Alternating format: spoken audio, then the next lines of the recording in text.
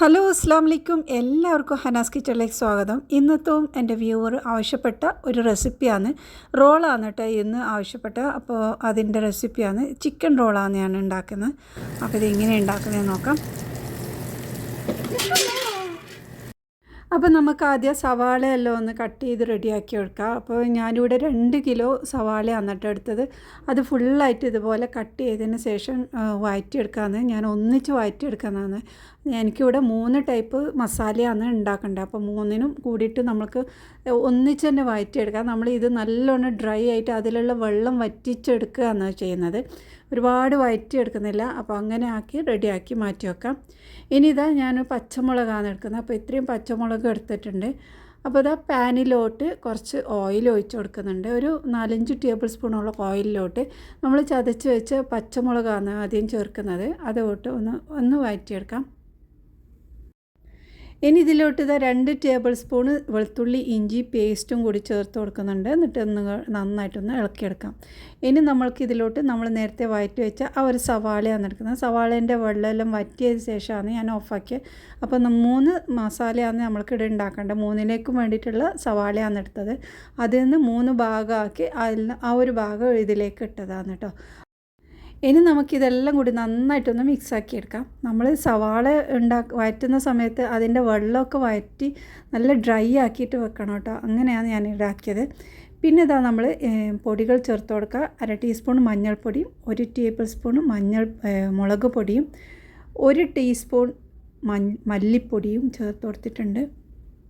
ഇനി ഇത് നന്നായിട്ടൊന്ന് മിക്സാക്കിയ ശേഷം ഇതിലേക്ക് വേണ്ട ഉപ്പ് ചേർത്ത് കൊടുക്കുക. അപ്പോൾ ഉപ്പ് ചേർത്തില്ല, അപ്പോൾ ഉപ്പും കൂടി ചേർത്ത് പിന്നെ നമ്മൾ ചിക്കനും കൂടി ഇതിലേക്ക് ചേർത്ത് കൊടുക്കുക. അപ്പോൾ ചിക്കന് ഞാൻ ഫ്രീസറിൽ വെച്ചതാണ്, വേവിച്ച് എല്ലാം റെഡിയാക്കിയിട്ട് പാക്കറ്റാക്കി വെക്കുക. അങ്ങനെയാണ് ചെയ്യുന്നത് കേട്ടോ.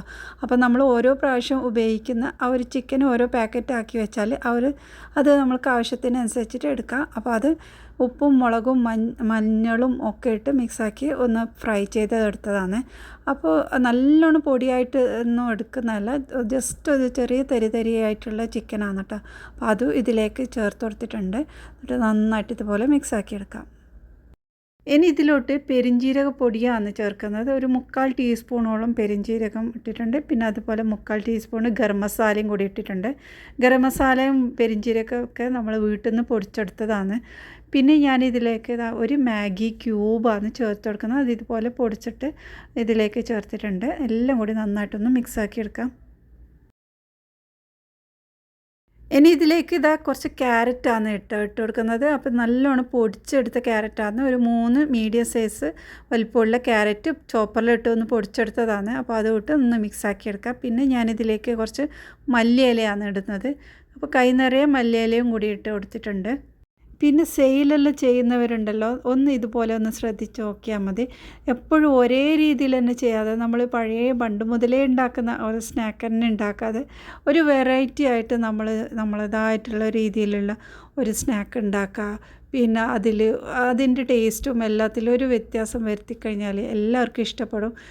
ഷോപ്പിലുള്ളവർക്കും പിന്നെ വാങ്ങുന്നവർക്കാണെങ്കിലും കഴിക്കുന്നവർക്കെല്ലാം അങ്ങനെയാണ് ഇഷ്ടം. അപ്പോൾ ഞാൻ ഇടയ്ക്കിടയ്ക്ക് ഒരു ചേഞ്ചസ് എല്ലാം വരുത്താറുണ്ട്. എപ്പോഴും ഈ ഒരു രീതിയിലുള്ള സ്നാക്ക് തന്നെ അല്ല, പല വെറൈറ്റീസ് ആയിട്ടുള്ള സ്നാക്ക് ഞാൻ ട്രൈ ചെയ്യലുണ്ട്. അപ്പോൾ അങ്ങനെയാണ് കേട്ടോ. പിന്നെ നിങ്ങൾ ഓരോരാളുടെ കമൻറ്റും കൂടി വായിക്കുമ്പോഴുണ്ടല്ലോ, എനിക്ക് ഈ ഒരു ഇടുന്ന വീഡിയോസിനൊക്കെ നല്ലൊരു അഭിപ്രായം കിട്ടുന്നത് കൊണ്ട് തന്നെ എല്ലാവരോടും ഒരു വലിയ ബിഗ് താങ്ക്സ് ആണ്. നമ്മൾക്ക് ഈ ഒരു മസാല നല്ല ഡ്രൈ ആയിട്ടാണ് കേട്ടോ കിട്ടേണ്ടത്. അപ്പോൾ കുറച്ചും കൂടെ സമയമെടുക്കും.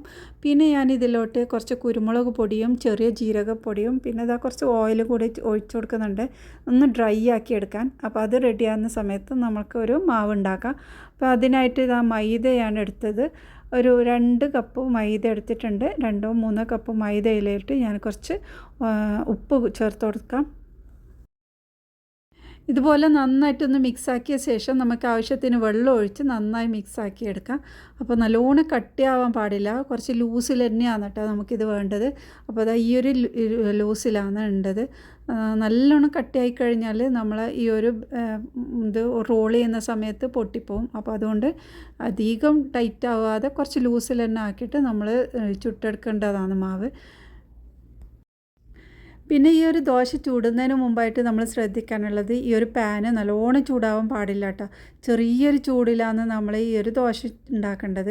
കൂടുതൽ ചൂടായി കഴിഞ്ഞാൽ നമ്മൾ ഇത് പരത്തിയെടുക്കുന്ന സമയത്ത് അതിൽ ഓട്ട ഉണ്ടാവും. അപ്പോൾ പിന്നെ നമ്മൾ റോൾ ചെയ്യുന്ന സമയത്ത് അത് പൊട്ടിപ്പോവാനും എല്ലാം സാധ്യത ഉണ്ട്. അതുകൊണ്ട് ചെറിയ ചൂടുണ്ട സമയത്ത് ഒഴിച്ചിട്ട് പിന്നെ നമുക്ക് വേണമെങ്കിൽ അത് ചൂടാക്കാം. അപ്പോൾ തിരിച്ചും മറിച്ചോട്ട് 2 സൈഡും ചൂടാക്കി എടുക്കണം. ഇനി ഇതാ നമ്മുടെ മസാലയിലോട്ട് ഞാൻ കുറച്ച് ക്യാബേജാണ് കേട്ടോ ചേർക്കുന്നത്. നമ്മുടെ മസാല എല്ലാം റെഡിയായി ചൂടെല്ലാം പോയ സമയത്ത് ഇതിലോട്ട് ഒരു ചെറിയ പീസ് ക്യാബേജ് ഇട്ട് കൊടുക്കുന്നുണ്ട്. പിന്നെ ഞാൻ ഇതിലോട്ട് കുറച്ച് മല്ലിയിലയും ചേർക്കുന്നുണ്ട്. പിന്നെ കുറച്ച് സവാളയും ചേർക്കുന്നുണ്ട്. ഇതൊന്നും വഴറ്റാതെ അങ്ങനെ ഇട്ട് കൊടുക്കുകയാണ് കേട്ടോ. അപ്പോൾ ഈ ഒരു ചൂടെല്ലാം പോയതിന് ശേഷം നമ്മൾക്ക് ഇതിട്ട് നന്നായിട്ടൊന്ന് മിക്സാക്കി എടുക്കാം. ഇനി ഇതിലോട്ട് നമ്മുടെ മസാല ഇട്ട് കൊടുക്കുക. അപ്പോൾ 1.5 ടേബിൾ സ്പൂണോളം മസാല ഇടുന്നുണ്ട്. അപ്പോൾ നല്ലോണം സൈഡായിട്ടല്ല കേട്ടോ മസാല ഇടുന്നത്. കുറച്ചൊക്കെ നടുഭാഗത്ത് നല്ല സെൻറ്ററില്ലാത്ത അങ്ങനെ ഇടുന്നുണ്ട്. പിന്നെ ഇതിൻ്റെ സൈഡെല്ലാം നമ്മുടെ ഈ ഒരു മൈദ ബാറ്റർ കൊണ്ട് തന്നെ ഒന്ന് സൈഡെല്ലാം ആക്കി കൊടുക്കുക, അത് ഒട്ടിപ്പിടിച്ച് നിൽക്കാൻ. എന്നിട്ട് ഇത് ആദ്യം സൈഡൊന്ന് മടക്കിയെടുത്തതിന് ശേഷം ഇതുപോലെ ഈ ഒരു സ്ക്രീനിൽ കാണുന്ന പോലെ ഇങ്ങനെ ചുറ്റിയെടുത്താൽ മതി.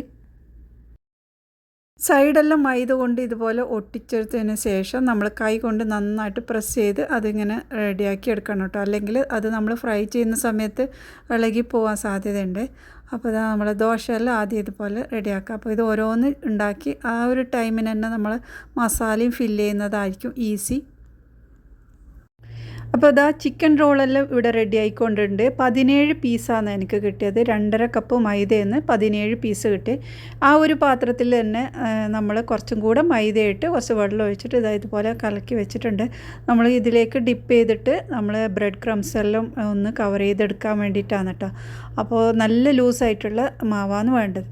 അപ്പോൾ അതാ ഞാൻ അതിൻ്റെ ആ ഒരു ഗ്യാപ്പിൽ തന്നെ ഞാൻ വേറൊരു സ്നാക്കും കൂടി ഉണ്ടാക്കിയിട്ടുണ്ട് കേട്ടോ. അപ്പോൾ ഇത് ഒരു സ്പെഷ്യൽ പുതിയ ഒരു ടൈപ്പാണ്. നല്ല ഒരു വലിപ്പമുള്ള ഒരു സ്നാക്കാണ് കേട്ടോ.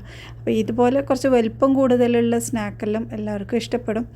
അപ്പോൾ അതും റെഡിയാക്കിയിട്ടുണ്ട്. അപ്പോൾ ഇതാ നമ്മുടെ ഈ ഒരു റോള് ഈ ഒരു മാവിലോട്ട് ഇതുപോലെ ഡിപ്പ് ചെയ്തതിന് ശേഷം ബ്രെഡ് ക്രംസിലിട്ട് നല്ല രീതിയിൽ കവർ ചെയ്തെടുക്കാം. സാധാരണ എല്ലാവരും മൈദക്ക് പകരം മുട്ടയാണ് യൂസ് ആക്കുന്നത്. മുട്ട നന്നായി അടിച്ചെടുത്തതിന് ശേഷം അതിലോട്ട് ഒന്ന് ഡിപ്പ് ചെയ്തിട്ടാണ് ഈ ഒരു ബ്രെഡ് ക്രംസിലാക്കുന്നത്. ഞാനിവിടെ മൈദയാണ് എടുത്തിട്ടുള്ളത്. കാരണം നമ്മൾ ഈ ഒരു മൈദയിൽ ഉണ്ടാക്കുമ്പോഴുണ്ടല്ലോ നല്ല രീതിയിൽ നമുക്ക് ചുട്ടെടുക്കാൻ പറ്റും. മുട്ടയാകുമ്പോൾ പെട്ടെന്ന് ഓയിലെല്ലാം കേടാവും. പിന്നെ നമുക്ക് അടുത്ത സ്നാക്ക് ഉണ്ടാക്കാനൊക്കെ ബുദ്ധിമുട്ടാവും. അതുകൊണ്ട് തന്നെ ഞാനിവിടെ മൈദയാണ് കേട്ടോ യൂസ് ആക്കിയിട്ടുള്ളത്. അപ്പോൾ ഇതാ നമ്മൾക്ക് നല്ല ചൂടായ എണ്ണയിലിട്ടിട്ട് പൊരിച്ചെടുക്കാം. ഓരോന്നിട്ട് പൊരിച്ചെടുക്കുന്ന ഈ ഒരു സമയത്ത് ഒരു ചെറിയൊരു അബദ്ധം കൂടെ എനിക്ക് പറ്റി. സൈഡിൽ നിന്ന് എടുക്കുമ്പോൾ പാത്രം മുഴുവൻ അതിൻ്റെ താഴെ വീണതൊന്നും പൊട്ടിപ്പോവാതെ ശരിക്കും ആ ഒരു രീതിയിൽ തന്നെ കിട്ടിയത് കൊണ്ടൊരു സമാധാനം. അല്ല നമ്മൾ ഉണ്ടാക്കുമ്പോൾ നല്ലോണം ശ്രദ്ധിക്കാനുണ്ട്. ഇതുപോലെ നല്ലൊരു സ്റ്റാൻഡും കൂടി അടുത്ത് വെച്ചിരുന്നെങ്കിൽ നല്ലതാണ്. എൻ്റെ കിച്ചണിൽ സൗകര്യമൊക്കെ ഉണ്ട്. എന്നാലും നമ്മൾ ഉണ്ടാക്കുമ്പോൾ ഒരു തിരക്ക് പിടിച്ചിട്ട് ഉണ്ടാക്കുമ്പോൾ ആ സമയത്ത് നമ്മൾ അങ്ങോട്ടും ഇങ്ങോട്ടും ആയിപ്പോവും. അപ്പോൾ അത്രയേ ഉള്ളൂ. അപ്പോൾ ഇതാ 2 സൈഡും നല്ല രീതിയിൽ നല്ല ഗോൾഡൻ കളറായ സമയത്ത് നമുക്ക് കോരിയെടുക്കാം. പിന്നെ നിങ്ങളുടെ കമൻറ്റ് ഇടാൻ മറക്കല്ലേ കൂട്ടുകാരെ. നിങ്ങളെ കമൻറ്റ് കാണുമ്പോഴാണ് നമ്മൾക്ക് അടുത്ത പുതിയ വീഡിയോ ഇടാനും റെസിപ്പി ഒന്ന് ട്രൈ ചെയ്യാനോ ഒക്കെ തോന്നുന്നത്.